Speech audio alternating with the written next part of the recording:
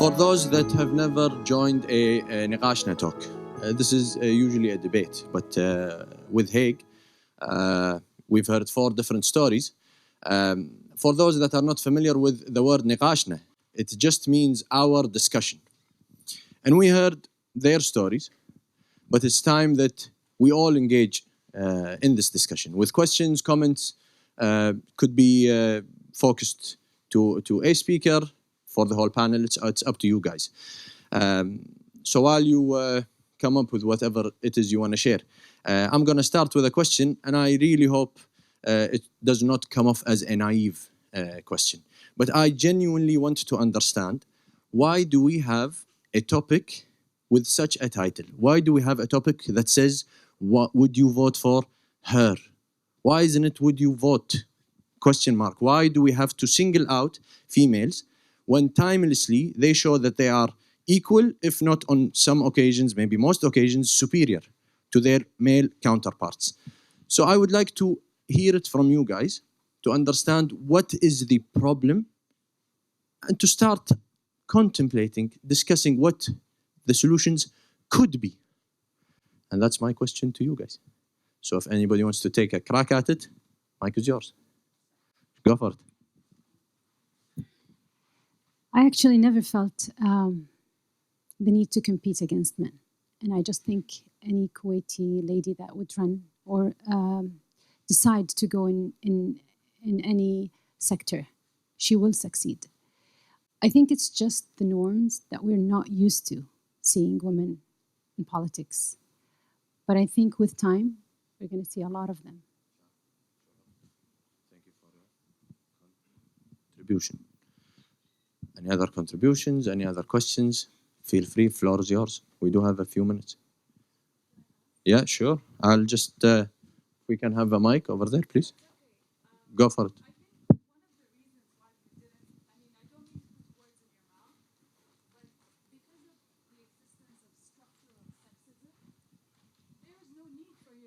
With men, because the system is set up for us to compete with each other. This is why you don't have that sense of trying to prove ourselves against men. And I think, Ashwaq, you were very refreshingly honest when you said, I am privileged. Because a lot of the women who make it is a function of their privilege, and it has very little to do with their gender, because there are other isms that our society, our businesses, our political system suffers from. So I feel like what I would like to hear is, and maybe that touches upon your question, is what is it about us women as a function of our gender that disadvantages us in almost everything that we touch? Thank you for sharing. Want to take a crack at? Yes. MashaAllah, Mr. Ambassador, you did that with ease. I will take a crack. I mean, I think it's clearly a very difficult question, a very difficult debate to have. But you know, as I was saying in when I was presenting, I think the underlying social norms and what we don't know, is really also what sometimes hampers us in advancing. That is one thing. The lack of awareness about women in leadership, women opportunities that women can and cannot have. I think that is the message that I was trying to impart on, really to reflect on our own lives and what environment we're in and what laws, for example, hamper us from achieving what we would like to achieve as women. What structures do not exist that do not allow us to progress in leadership. In some countries, it's actually an issue of unpaid care work. So, for example, there's not enough childcare for women to go out and to achieve those leadership posts that they would like to have. So I think there's different aspects that we need to look at. Yes, it's about awareness. Yes, it's about social norms, but it's also about translating that and understanding those social norms into policies, practices, and structures that help us as women progress in society. And as I said, also in any society in the world, gender equality has not been achieved anywhere. in the world. Thank you. Comments? Sure. Yeah, go ahead. I want to thank all the speakers for their very enlightening talk. And my question is, I think, to all of them. I want to know, most of us that are here are going to vote for her. But how do we support her, which is the important part? How do we go out there and help her in the next election? Alia, what were the challenges you faced that we can help it be easier the next time around? Dr. Anwar, what is it that we can do to change the mental psyche of students in Kuwait University? We're all trying in our way to get women into the Students' Union. What do we need to do better to make change quicker? And Ashwaq, from your experience, you know it's not an easy way. So I want you all to give us something we can help do when we get out of this talk. Thank you. Thank you. I like how that sounds. Should we start in order that she addressed it? Thank you for the question. Well, I would make it short, and I would say that we do suffer from a certain mindset that do exist in our society, that men are more capable than women. If the men weren't able to fix the system, would you, as a female, fix the system? That is the most question that I am being faced with. So it is a huge struggle for me. I need to prove for most of the young people that it is within your head. It isn't reality. So this is the most challenging factor that I am facing. Okay, as I mentioned in the presentation, when I was in the US during my master and PhD, I was nearly the only female in the program, which was shocking to them and to me. When I graduated from Kuwait University, we had a high percentage of female civil engineer, which is a field dominant by men. And now at Kuwait University, in my times, we had a quota of 60-40. 60 had to be males and 40 had to be females, until one female went to court and removed that quota. Now, in the College of Engineering, we have 3,000 female against 1,500 male. So yes, in Kuwait, it is impressive that civil engineering, which is a men's field, it's mainly dominated by women. The problem is when we graduate, we don't make the girls understand that they have to contribute. A lot of them just decide to go to work and get a salary and be a mother, or just open a salon. We have to remember that Kuwait has invested in that education. Our education is for free, and that's for our luck. Not a lot of countries in the world have this luck. So I think we have to do something to force those girls to remember that unless they believe in themselves, nothing will change in Kuwait.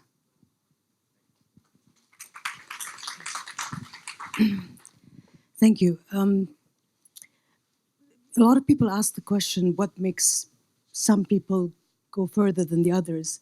I think it's because they have passion. You know, they say curiosity leads to passion, and passion leads to purpose.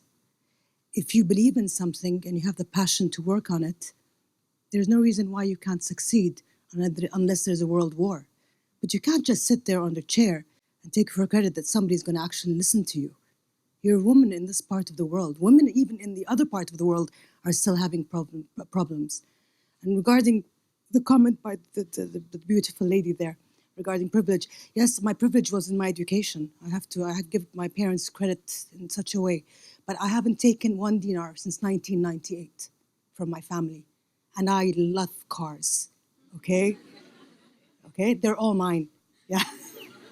But it's true, yeah, true. But the thing is like to have to get knocked down and get up, you have to keep on getting up, right? Yeah. Exactly. That's true. That's true. Exactly.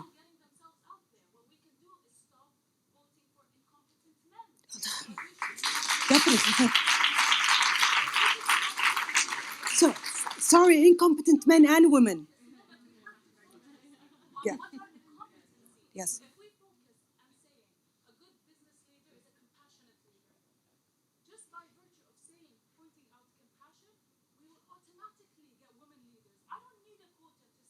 Exactly.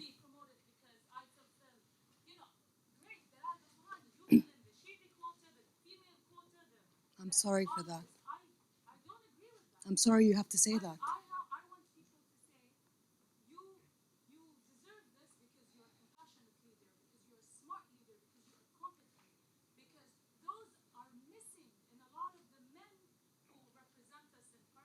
Okay. Can I give you a formula? Barbara Jordan, the lady that you just saw her slide, she has a saying. She says, if you want to play the game, you have to know the rules. You want to go run for parliament and you don't read the Constitution? You don't know your civil rights as a woman? This is a problem. We don't have awareness that. We don't have awareness. They're not asking questions. Please look her up. She's amazing. But she died. Allah yarhamha. Thank you very much. Well, thank you for jumping in. If we may just try to يعني coordinate it على أساس ناخذ أكبر عدد من الأسئلة إن شاء الله. شاء. Hello. Just to follow up on the question asked by Dalal on competencies, there is a running theme between all your narratives, which are very powerful, is that you've had overwhelming challenges, some of which you were able to overcome, and some of which have unfortunately defeated you. So they are standing here on this panel as very successful women. What advice would you give to the younger youth on how to be resilient and how to overcome the challenges that you have had? Any specific takers? Sure. Call me. You know why? I mentor up to 2,000 youth yearly in Kuwait. No, it's not about that. But I mean, you said the younger, so you are younger.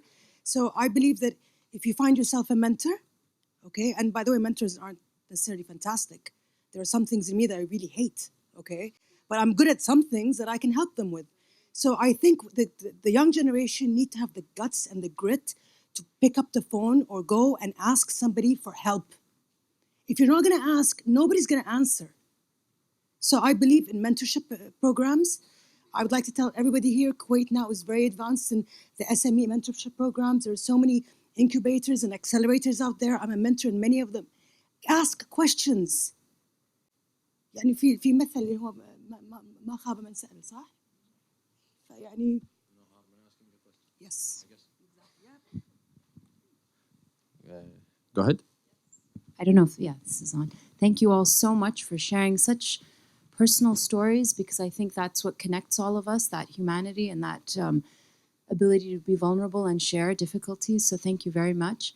I wanted to just mention a few points that I think we haven't really touched upon yet. And I think one of the things women face, one of the reasons women face so many challenges is in moving forward in politics, but also in other fields, is the segregation. I talk about this all the time. Segregation in education is the one big one. People think it's an issue. It's an issue of culture or adat, taqalid, traditions, but it's not, right? When you segregate males from females, you make them blind to each other's realities, and we can't network with men. All the men that create relationships while they're in schools, while they're in university, women are completely left out. That continues into the diwaniyas afterwards, which are still highly segregated in most cases. So women are left out of those conversations. And so while I like the idea of women being hired for their compassion and for their brains and for their abilities, I am not against the quotas. That should have happened when we got the right to vote, because we need to change a mindset. And we are not going to change the mindset if we can't get in, right? We keep facing the same arguments that, well, women have less experience. Well, women are not. We're never going to change that, right? It's so hard. How many years have passed and we have one woman in parliament? Had we instigated the quota, we would have had more for sure, because women would have been able to prove themselves, right? So I think waiting and thinking that men will hire women because they see their strengths and their values is a little bit idealistic. It hasn't happened. And so we women use the words, we fight, we struggle, for a reason. So I think that, yes, I think all these institutional issues are hindering women's abilities to move forward. I do have a lot of hope in, the younger generations. I think you guys you have a lot to learn from the older generations, but also I think you have some skills of your own with social media and using it in positive ways. We all know the downsides, but I think a lot of women are using it in the positive ways. I think also one of the things that came up with the women who leave their fields or who drop out of university, we have to address that very seriously, because female dropout rates are not always about the woman. She doesn't always choose to drop out. She doesn't always choose to leave medicine or engineering or those fields. There's a lot of pressure that you can't be out in a men's job. You can't be doing khafara at night, emergency room things. So I think those are attitudes we have to tackle, because the dropout rates of women are still high. The change of careers are still high. And I don't know that it's always the women's fault or the women's choice to do that. I think there's an immense pressure on women sometimes to pick a more female job or female life, right? So just wanted to make those points. Thank you very much. Thank you for your comments. Thank you very much. Do we feel like, yeah, sure. I'm just going to comment on the female dropping out. I've been teaching for 13 years, and I've never faced any female asked not to continue as an engineer because she had a pressure from the house or the society or her husband. Fortunately, Kuwait provides jobs for engineers to be in any position. And this is one of the things when I looked at the civil engineering graduate in Kuwait and compared it to the States. And I always wondered, why do we have a high percentage of female when in the US they have a very low? I was the only female in the program.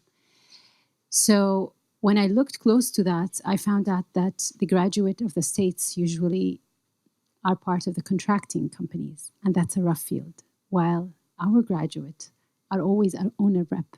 So it's a very neat, clean job. So if they elect not to be, it's because they don't want to be. It's not as rough as it is in the US or out in the world. In the outer world, if you're a civil engineer, you have to take the stairs step by step before you get to one of those neat positions.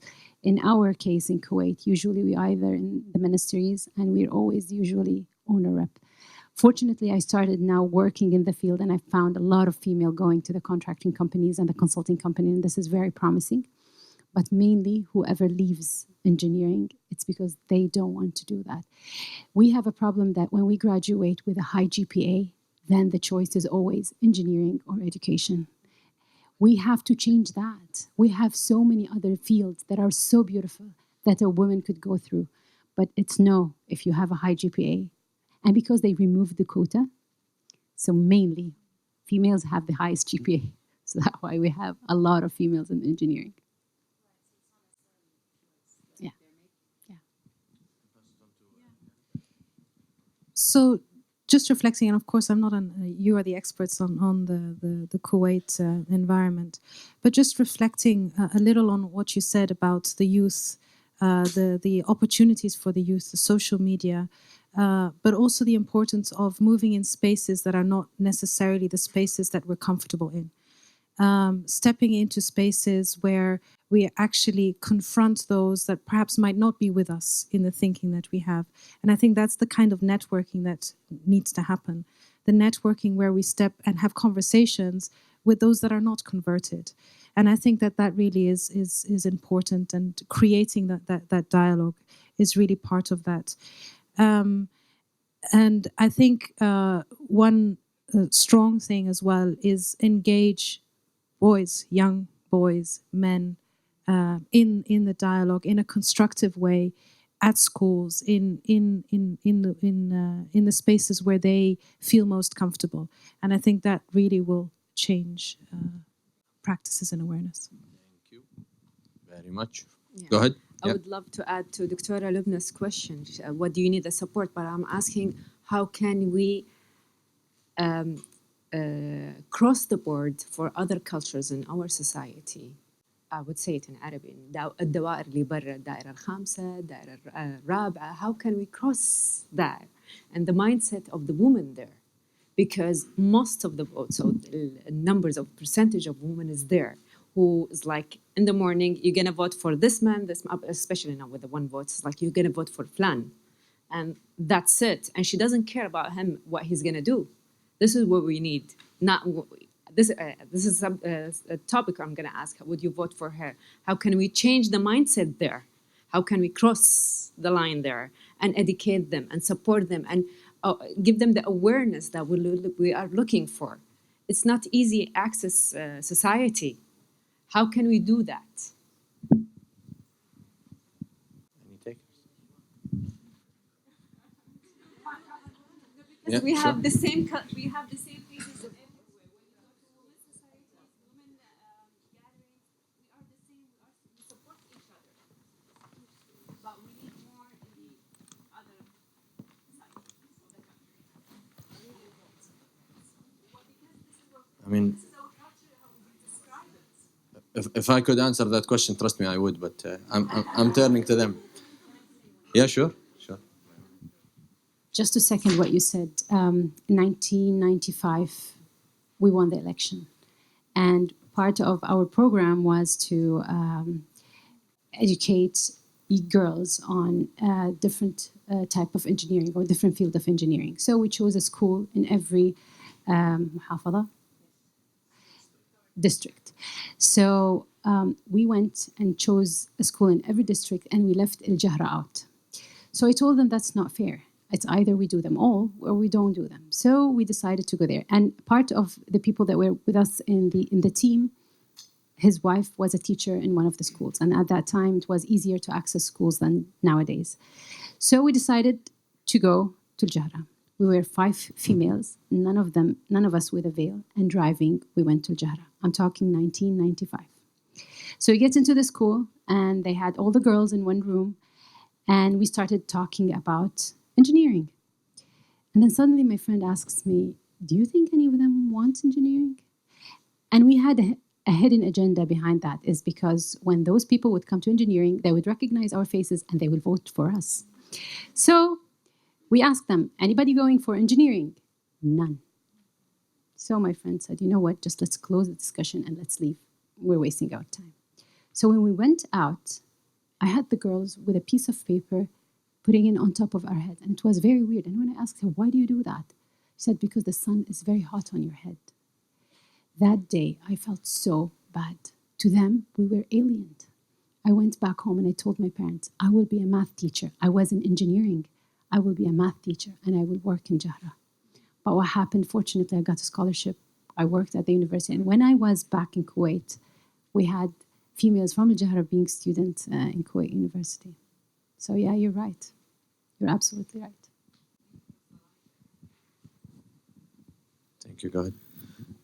First of all, I would like to thank you all for the great speeches. I really appreciate the attempts for all women in Kuwait to be part of the political life, maybe part of the political game. But maybe Ashwaq and I share this similar experience in the Supreme Council, where you see that politicians do not change the system. I believe that the system is designed to isolate women.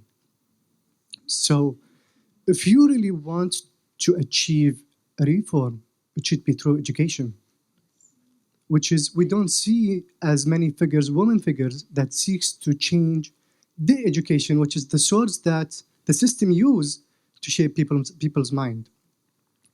I would like to give an example. There is few attempts like Abolish 153. It is an educational movement to change people's perception about women, which is, I think it's a good start. But from my humble experience, politicians do not seek to change the system because the system is supporting them. Thank you for your comment. Pass on. Yeah. Thank you. Thank you very much. And thank you for this interesting and beautiful ladies at the stage. We are so proud of you all. I think... أنا بعد. Sorry? أنا Yeah, بعد of on course. stage حرام. Niqashna and you on top are doing great job, I must say. Sorry to interrupt. Sorry. Thank you for reminding me. What I wanted to say, maybe I complete what my friend here started, that the obstacles or you put Alia in a very bad position. I might answer in her place. I think the system made it difficult for us. It is not only education. Education, yes, number one, but the system of electoral campaigns are the most obstacles for the advancement of the political life in Kuwait. We have to change it. Politicians are not going to change it, as he said, because it is in their benefits, of course. But I must tell you, from my experience as elderly and older than Alia ahead of time, that in the 90s, not the 90s, no, in the 70s, for example, Shweikh district and Al Jahra district was combined. So Dr. Ahmed Al Khatib was elected more votes from Al Jahra than in Shweikh. You know what? And this segregation, it didn't segregate only politicians, it segregated the society. I hate to say people in Jahra, people inside Kuwait. This is very, very depressing, depressing. For me, it is depressing because Al Jahra are our people, our grandparents there, our ancestors. And Ashwaq, she knows. They are, yeah, Al Mudhaf. I know Al Jahra. Anyway, no, we all know. Anyway, I gave you a good example that Dr. Ahmed Al Khatib, when he was elected, he had more votes from Jahra than from Shweikh and I don't know, Shweikh and another. I don't want to take a long time, but I want to pinpoint that the system is wrong. The system is segregating the society before they are segregating the voters. What Ashwaq, she mentioned the الفرعية, because it is مجرمة, and the Ministry of Interior, they go and they protect them instead of preventing them. And we see their cars watching them. If they get quarrel, they interfere. But they don't intervene to stop them. This is one thing. Corruption in the political life is the most destructive thing in Kuwait. I'm sorry to be very strong and frank, because I'm not going to be elected or nominate myself. Thank you very much. Thank you very much. Thank you. I would like to.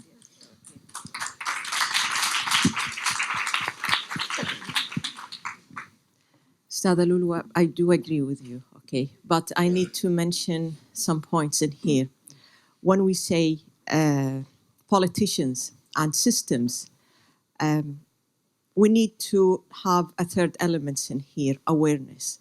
If we have an aware politician, then we will not submit to the system. So we need to be careful in here, because what I have said, we need to stop our submissive attitude toward the system. The system can be very dangerous if we don't understand it. The system is all about elements and structure. We put them together. We put them together to serve us, not the other way around. So once we have that level of awareness, that level of understanding that this system has to serve us, then we can change our realities through policies, legislation, and when we do have an election, we need to make a choice who to choose to represent us inside the parliament. This is how I see things. So they are different elements, and we need to connect the dots between them. Thank you. Thank you very much. Go ahead. I want to kind of touch on something not other than like something close to would you vote for her, but just female rights in general. Like, I'm a 13-year-old. Quite shocking that I'm actually sitting here because I'm one of the only girls, let me rephrase that, one of the only people in school who talks about female rights. In 6th grade, I won 1st place because I talked about it so much. You can ask my mom. I blabber about it at home all the time. Sometimes I think it's a little too much, but to be honest, no one likes to talk about it. No, everyone wants to just keep it silent, keep it a secret, but it's really one of the biggest problems out there.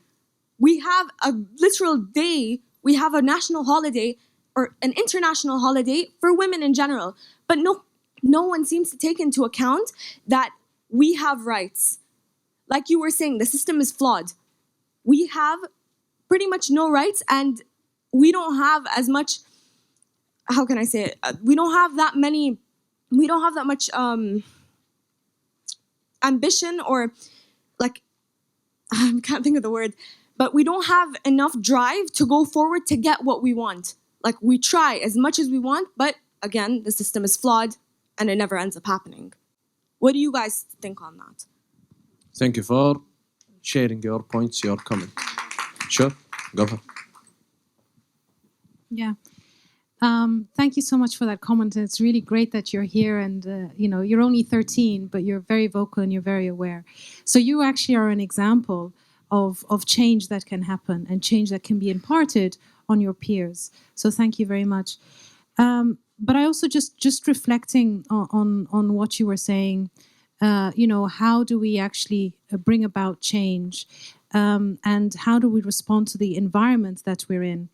And in the presentation I made, or the talk that I did, I tried to impart, the changes in the environment that somehow take time, that are generational. But it's really to try and seek those opportunities that do exist in the laws, in the practices, in the institutions that will allow you to advance in your intent and in your dream and in your dedication. And I think your dedication is admirable, and really you can make a difference because it really starts with you and with your environment. So thanks. Thank you. Mr. Ambassador, go ahead. Thank you.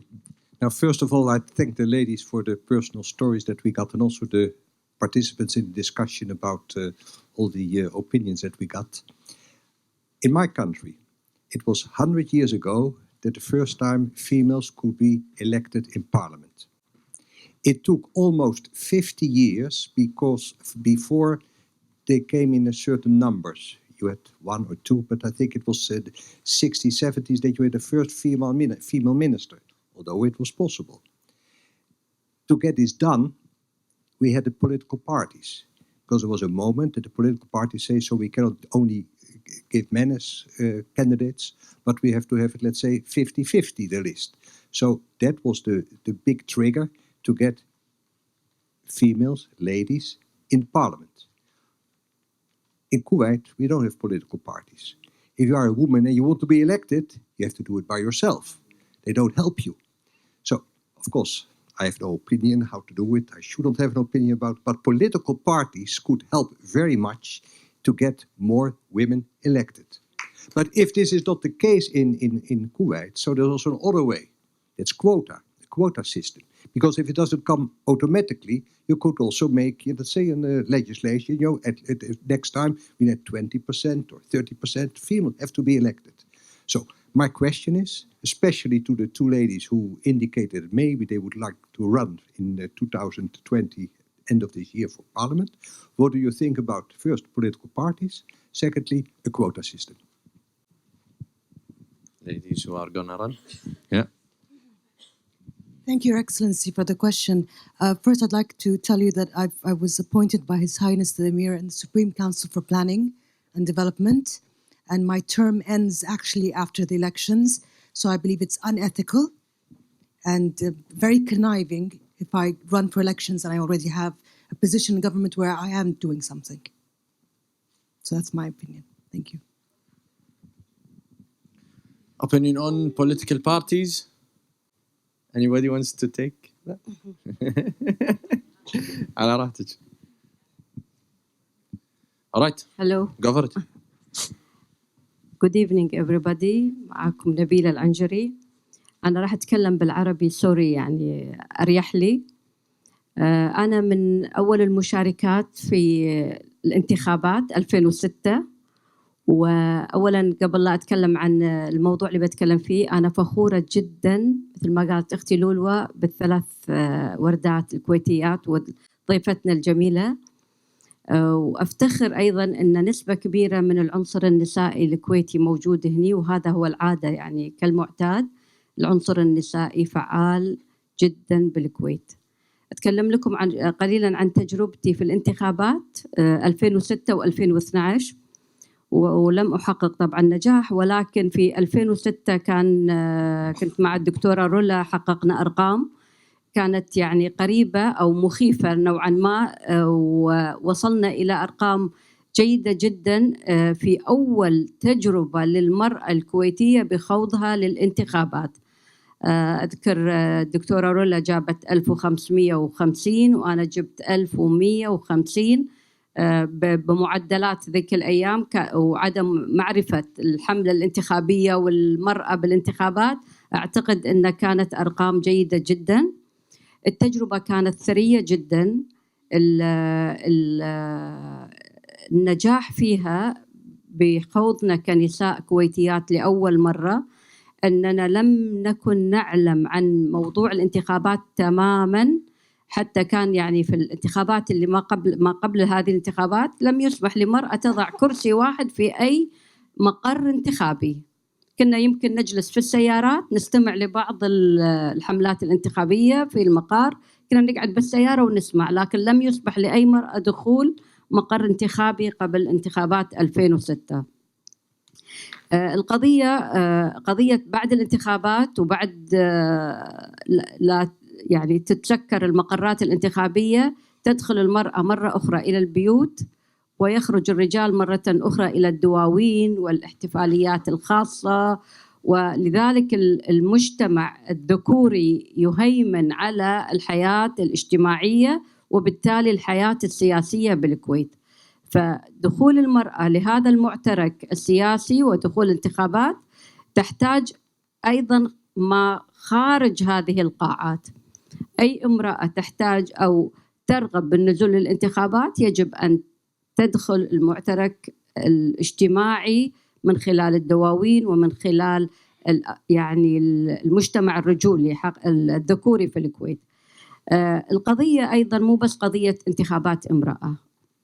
أنا سؤالي للأخت العزيزة طبعا واللي خاضت التجربة الأخت عالية دكتورة عالية هل تجدين إن المشكلة هي فقط انتخابات أو يعني المرأة أو الحياة الديمقراطية في الكويت على محك؟ حقيقة إحنا لا نعاني الآن فقط إن إحنا ننتخب امرأة أو لا لأن التجربة أثبتت أن حتى أعز الصديقات وأعز الأقارب في الانتخابات يتغيرون وتتغير الوجوه وتتغير كل الحديث اللي يقال ما قبل اللي جالسين اليوم باكر يتغيرون لكن إحنا الأمام فعلا مفترق الطريق بالنسبة للحياة الديمقراطية في الكويت. Thank you for sharing شكراً. your story. I'll ask you to kindly respond in English if you don't mind. Yeah, go for it.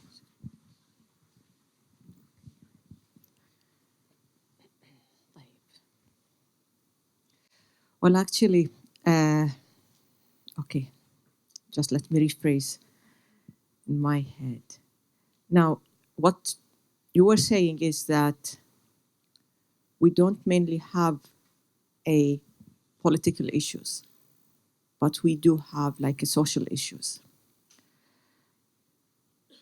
I have a question. Can we segregate? Can we segregate political issues from social issues? They are related. So they do affect each other. So this is what I said earlier, that we need to change the mindset, how the society sees women. What is the ranking of women in society?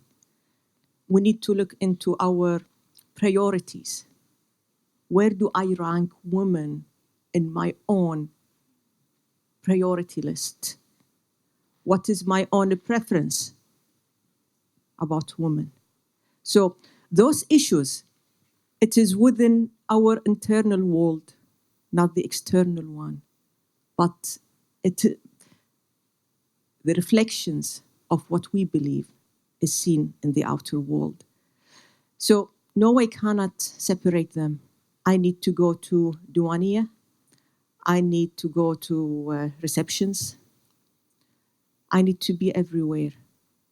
I need to speak in a certain way. I need to dress in a certain way.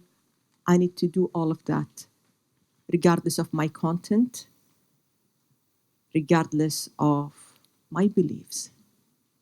And they do have the most weight and impact on the voters, unfortunately. So I agree with you. Yeah, thank you.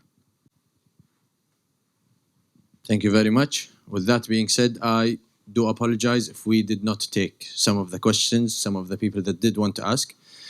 But thank you very much for joining. Thank you very much for all your stories. I do hope that we take something with us. And it's hope, it's knowledge, it's the power to start change. So I wish you all the best. Please help me.